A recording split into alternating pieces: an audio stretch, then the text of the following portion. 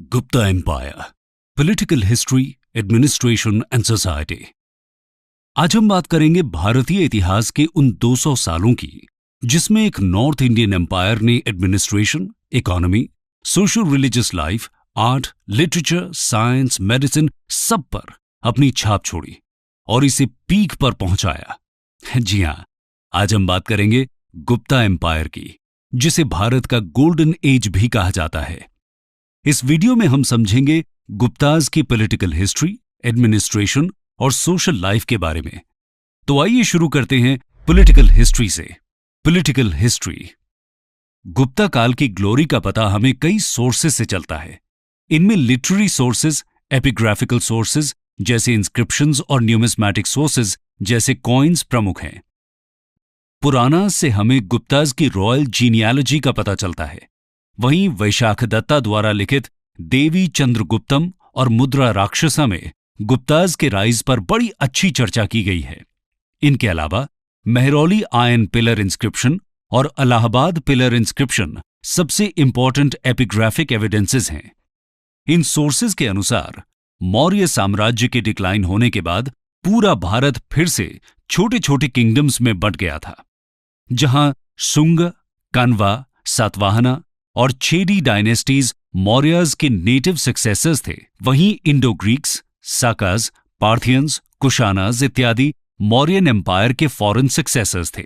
इसी सक्सेशन के क्रम में गुप्ताज का राइज होता है। ऑल्दो कुछ हिस्टोरियंस श्री गुप्ता को गुप्ता डायनेस्टी का फाउंडर बताते हैं, पर गुप्ता एरा का रियल फाउंडर चंद्रगुप्ता वन को माना जाता है।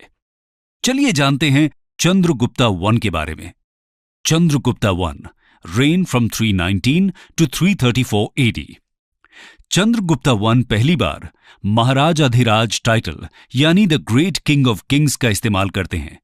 ये टाइटल उनके एक्सटेंसिव कॉन्क्वेस्ट्स को दर्शाता है। अपने साम्राज्य को बढ़ाने के लिए चंद्रगुप्ता वन ने लिच्छवी प्रिंसेस कुमारा देवी से शादी की। इससे गुप्ता फैमिली की पावर और प्रेस्टीज और बढ़ जाती है। Chandragupta one gangetic plains including UP, Bihar, parts of Bengal पर डायरेक्ट कंट्रोल एस्टैब्लिश करते हैं। उनके सामने नॉर्थ का कोई भी रूलर टिक नहीं पाता है। इसी कारण से चंद्रगुप्ता वन को गुप्ता एरा का रियल फाउंडर भी कहा जाता है। गुप्ता एरा उनकी राजगद्दी पर बैठने के बाद 319-320 AD के लगभग शुरू हुआ था। चंद्रगुप्ता वन के बाद समुद्रगुप्ता गुप्ता डायनेस्टी की कमान संभालते हैं। Samudragupta rain from 335 to 380 AD। Samudragupta अपने पिता द्वारा चलाए गए विजय रथ को हर तरफ से नॉर्थ, साउथ, ईस्ट, वेस्ट में बढ़ाते हैं। कोर्ट पोएट हरिसेना द्वारा लिखित प्रयाग प्रशस्ति या इलाहाबाद पिलर इंस्क्रिप्शन उनके मिलिट्री कैंपेन्स का डिटेल्ड अकाउंट देता है। उनके कैंपेन्स 3 फेजेस में चले। फर्स्ट फेज में वे गैंजेटिक प्लेन्स पर कंप्लीट मास्टरी के लिए नागा रूलर अच्युता और कोटा रूलर नागसेना की टेरिटरीज को एनेक्स कर लेते हैं। सेकेंड फेज दक्षिण पथ या साउथ एक्सपीडिशन के नाम से फेमस है। इस फेज में समुद्रगुप्ता साउथ के 12 रूलर्स जैसे वेंगी के हस्तिवर्मन, पल्लका के उग्रसेना, देवराष्ट्र के कुबेरा इत्यादि को हरा देते हैं। पर नॉर्थ इंडिया से दूरी होने के कारण वे अपनी सुप्रेमेसी इस्टैब्लिश करने के बाद इन सारे रूलर्स को उनका राज्य लौटा देते हैं। साउथ में अपनी सुप्रेमेसी एक्सेप्ट करवाने के बाद समुद्रगुप्ता वापस नॉर्थ पर फोकस करते हैं। इस थर्ड फेज में वो पूरे नॉर्थ इंडिया को अपने कंट्रोल में लेने की ठान लेते हैं। इसके लिए वे रुद्रदेवा, मतिला, नागदत्ता जैसे 9 और किंग्स को हराकर उनके किंगडम्स एनेक्स कर लेते हैं। इस तरह वे मोस्ट ऑफ नॉर्थ इंडिया यानी आर्यवर्त पर अपना आधिपत्य स्थापित कर देते हैं। उनका साम्राज्य वेस्ट में कुशानाज तक और साउथ में वकटकाज तक पहुंच जाता है। उनके इस लार्ज स्केल कॉन्क्वेस्ट्स के कारण समुद्रगुप्ता को गुप्ता डायनेस्टी का ग्रेटेस्ट किंग माना जाता है। कुछ हिस्टोरियंस समुद्रगुप्ता को नेपोलियन ऑफ इंडिया की उपाधि भी देते हैं।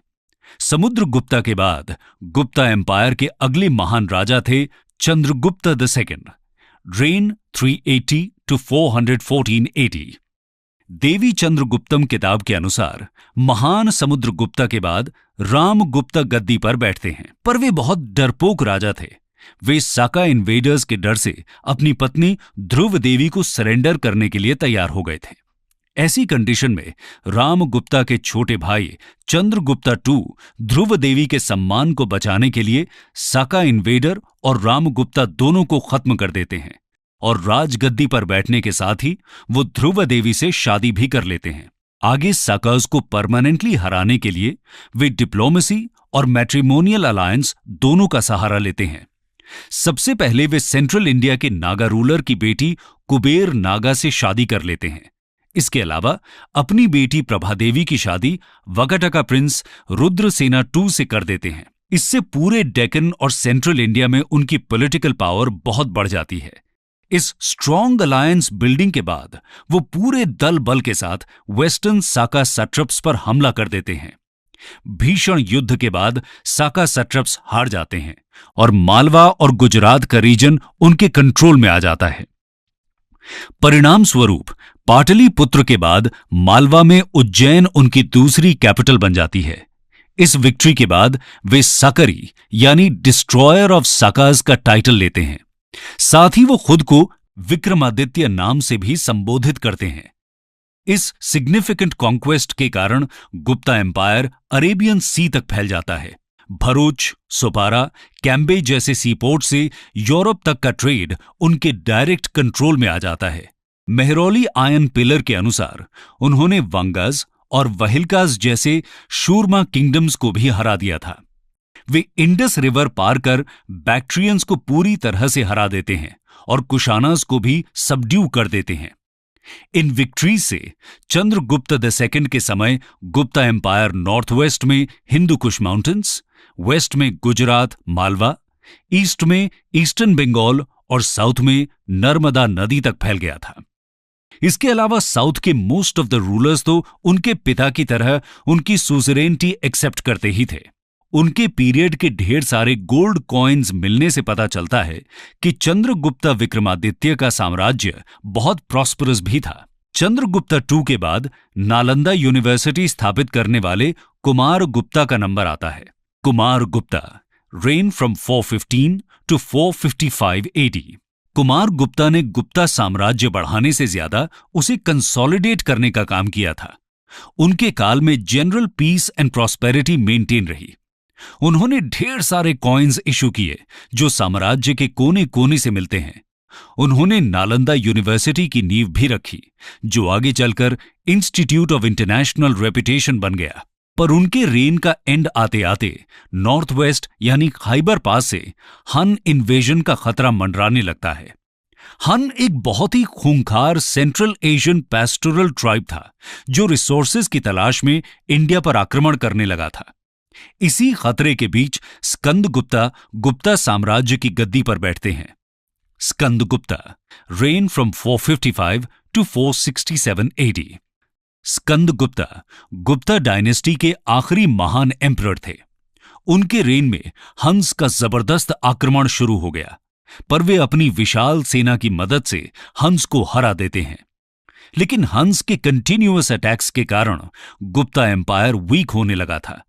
ट्रेड रूट्स बुरी तरह कॉम्प्रोमाइज हो जाते हैं, जिससे गुप्ता इकोनॉमी चरमरा जाती है।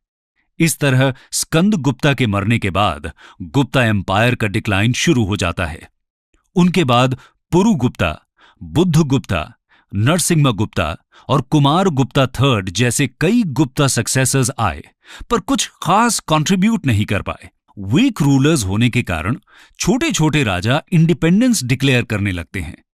500 AD से 530 AD के बीच तोरामना और मिहिर कुल जैसे पावरफुल हन शासक सेंट्रल इंडिया और मालवा तक पहुंच गए थे। पर आगे चलकर मालवा में यशोधर्मन नाम के महान शासक का राइज होता है, जो हंस को मालवा से उखाड़ फेंकते हैं। गुप्ता एम्पायर 540 AD आते आते हन इन्वेजन्स और मालवा में यशोधर्मन के राइज के कारण पूरी तरह से खत्म हो जाता है। इस तरह गुप्ताज की political history comes to an end. आइए अब बात करते हैं गुप्ता पीरियड के एडमिनिस्ट्रेशन की। गुप्ता एडमिनिस्ट्रेशन। गुप्ता एम्पायर के सक्सेस में उनके एफिशिएंट एडमिनिस्ट्रेशन का बहुत बड़ा रोल था। उनका एडमिनिस्ट्रेशन मौर्यन एम्पायर से इंस्पायर्ड था, पर उनसे लेस सेंट्रलाइज्ड था। ब्यूरोक्रेसी इलैबोरेट रूप ले चुकी थी और हेरेडिटरी लैंड ग्रांट्स फ्यूडलिज्म को बढ़ावा देने लगा था।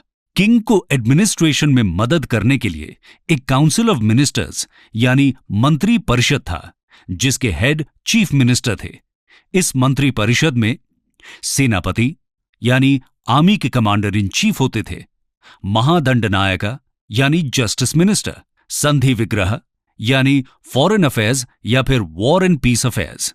इनके अलावा महाप्रतिहारी यानी रॉयल पैलेस के केयरटेकर, दंडपाशिका यानी पुलिस डिपार्टमेंट के चीफ, विन्यास्थी स्थापक यानी रिलीजियस अफेयर्स के चीफ, महाश्वपति यानी कैवलरी चीफ और महापिलुपति यानी हाथी सेना के चीफ होते थे। अब हम गुप्ताज का प्रोविंशियल एडमिनिस्ट्रेशन भी देख लेते हैं। गुप्ता किंग कुमार अमात्याज और आयुक्ताज की मदद से प्रोविंशियल एडमिनिस्ट्रेशन से क्लोज कांटेक्ट में रहा करते थे। कुमार अमात्याज आज के आईएएस जैसा स्पेशल काडर होता था, जिससे सारे हायर ऑफिशियल्स चुने जाते थे। ये काडर किंग और प्रोविंशियल एडमिनिस्ट्रेशन के बीच एक लिंक का काम करता था। गुप्ता एम्पायर में प्रोविंसेस को भुक्ति कहा जाता था, जिसे उपरिकाज गवर्न करते थे। उपरिकाज मोस्टली राजकुमारों में से चुना जाता था। भुक्ति का विभाजन विषयज या डिस्ट्रिक्ट्स में किया जाता था, जिसे आयुक्त या विषयपति हेड करते थे। वहीं सिटी या म्यूनिसिपल एडमिनिस्ट्रेशन नगर श्रेष्ठीज देखते थे। विलेजेस एडमिनिस्ट्रेशन का स्मॉलेस्ट यूनिट होता था, जिसके प्रमुख को ग्रामिका कहा जाता था। गुप्ता पीरियड में लैंड रेवेन्यू आय का प्रमुख सोर्स था। इसके अलावा जब भी सेना किसी कंट्री साइड से गुजरती थी, तब गांव वालों को उनके खाने पीने का पूरा ख्याल रखना होता था। इस टैक्स को सेना भक्त टैक्स कहते थे और रॉयल आर्मी ऑफिशियल्स की सेवा में फोर्स्ड लेबर को विष्टी टैक्स कहते थे। पर किंग भी जनता की जरूरतों का पूरा ख्याल रखते थे। जूनागढ़ इंस्क्रिप्शन के अनुसार सौराष्ट्र रीजन में वाटर स्केर्सिटी को दूर करने के लिए स्कंद गुप्ता सुदर्शन लेक को रिपेयर करवाते हैं। दोस्तों, यहां आपको यह भी बता दूं कि इस सुदर्शन लेक को मौर्य काल में चंद्रगुप्त मौर्य के आदेश पर बनवाया गया था। इसके बाद Mauryan emperor Ashoka, Saka ruler Rudradaman I और स्कंद गुप्ता समय समय पर इसे रिपेयर करवाते हैं। गुप्ता पीरियड में अग्रहारा और देवग्रहारा नाम से खूब लैंड ग्रांट्स भी दिए गए थे। इनमें अग्रहारा लैंड ग्रांट ब्राह्मण्स के पर्सनल एक्सपेंस के लिए दिया जाता था, वहीं देवग्रहारा लैंड ग्रांट टेम्पल्स यानी रिलीजियस प्लेस की मेंटेनेंस के लिए दिया जाता था। चाइनीज ट्रैवलर फाहेन के अकाउंट्स में हमें गुप्ता एडमिनिस्ट्रेशन के बारे में कई इंपॉर्टेंट बातें पता चलती हैं। उनके अनुसार गुप्ता काल में आम जनता को काफी पर्सनल फ्रीडम मिला हुआ था। वे कहीं भी आ जा सकते थे। स्टेट आम जनता की प्राइवेट लाइफ में दखल नहीं देता था। पनिशमेंट्स बहुत सिवियर नहीं थे। फाइन लगाना कॉमन पनिशमेंट था। रोड्स सेफ थे और क्राइम्स नेग्लिजिबल थे। फाहेन खुद बड़े आराम से पूरे गैंजेटिक प्लेन्स में ट्रैवल किया करते थे। अतः ओवरऑल गुप्ता एडमिनिस्ट्रेशन मौर्य से ज्यादा लिबरल था। एडमिनिस्ट्रेशन के बाद अब हम गुप्ता पीरियड की सोशल लाइफ के बारे में जानते हैं। Social life. गुप्ता काल में सोशल लाइफ में काफी चेंजेस आए थे। वर्ण सिस्टम मॉडिफाई होने लगा था और इसकी जगह caste system social and empirical reality बनने लगा था। इसके कई कारण थे। पहला, गुप्ता पीरियड में ब्राह्मणिज्म का rise. Most of the Gupta rulers Vaishnavite थे। वे ब्राह्मण्स को रिस्पेक्ट देने के साथ साथ ढेर सारा लैंड ग्रांट्स भी देते थे। इससे ब्राह्मण्स को सोसाइटी में टॉप पोजीशन मिल गई। दूसरा, प्री गुप्ता पीरियड से ही ढेर सारे फॉरेन इन्वेडर्स भारत आकर बसने लगे थे। ब्राह्मण्स की ब्लेसिंग से उन्हें इंडियन सोसाइटी में लेजिटिमेसी मिलने लगी। उदाहरण के लिए ब्राह्मण्स कुछ फॉरेन सेटलर्स को क्षत्रिय वर्ण में जगह देने लगे, वहीं कुछ लोकल ट्राइब्स को शूद्र वर्ण में जगह दी जाने लगी। तीसरा, क्राफ्ट्समैन के गिल्ड कास्ट का फॉर्म लेने लगे थे। एग्जाम्पल के लिए, जो मिट्टी का बर्तन बनाते थे वो कुम्हार जाति के हो गए, जो बाल बनाते थे वे नाई जाति के हो गए। इसी समय अनटचेबिलिटी का राइज भी देखने को मिलता है। कात्यायना नाम के स्मृति राइटर पहली बार अस्पृश्य शब्द अनटचेबल्स के लिए इस्तेमाल करते हैं।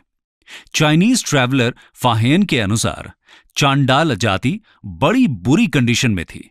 उन्हें अनटचेबिलिटी के आधार पर रेजिडेंशियली सेग्रीगेट कर दिया गया था। फाहेन के अनुसार विमेन की कंडीशन भी मिजरेबल हो गई थी। उनके रिलीजियस स्क्रिप्चर्स पढ़ने पर प्रतिबंध लगा दिया गया था। स्वयंवर प्रथा समाप्त हो गई थी और मनुस्मृति के अनुसार लड़कियों की शादी जल्दी हो जानी चाहिए थी। विमेन का प्रॉपर्टी पर से अधिकार खत्म हो गया था। वो सिर्फ ज्वेलरी और कपड़ों के फॉर्म में स्त्री धन की हकदार रह गई थी। इतना ही नहीं, 510 एडी के Eran inscription in present day Madhya Pradesh में हमें पहली बार सती जैसी दर्दनाक प्रैक्टिस का भी एग्जाम्पल देखने को मिलता है। रिलीजन के क्षेत्र में गुप्ता पेट्रनेज के कारण ब्राह्मणिज्म का बहुत विस्तार होने लगा था। ब्राह्मणिज्म के दो ब्रांचेस थे, वैष्णविज्म और Shaivism. Most Gupta rulers Vaishnavite थे, पर वे बाकी धर्मों की भी रिस्पेक्ट करते थे। आइडल वर्शिप और टेम्पल बिल्डिंग भी इसी समय बड़े स्केल पर शुरू हुआ था। फाहेन के अनुसार ब्राह्मणिज्म के विस्तार के कारण गैंजेटिक वैली में बुद्धिज्म और बुद्धिस्ट साइट्स दोनों निग्लेक्ट में जाने लगते हैं। जैनिज्म के फॉलोअर्स में भी कमी आई, पर वासुबंधु जैसे बुद्धिस्ट स्कॉलर्स को गुप्ता किंग्स का पेट्रनेज प्राप्त था। वहीं वेस्टर्न और सदर्न इंडिया में जैनिज्म खूब फल फूल रहा था। वल्लभी में इसी समय जैन काउंसिल का भी आयोजन हुआ। दोस्तों, ये थी गुप्ता एज की पॉलिटिकल हिस्ट्री, एडमिनिस्ट्रेशन और सोशल लाइफ का डिस्कशन। आशा करता हूं कि आपको आज का डिस्कशन पसंद आया होगा।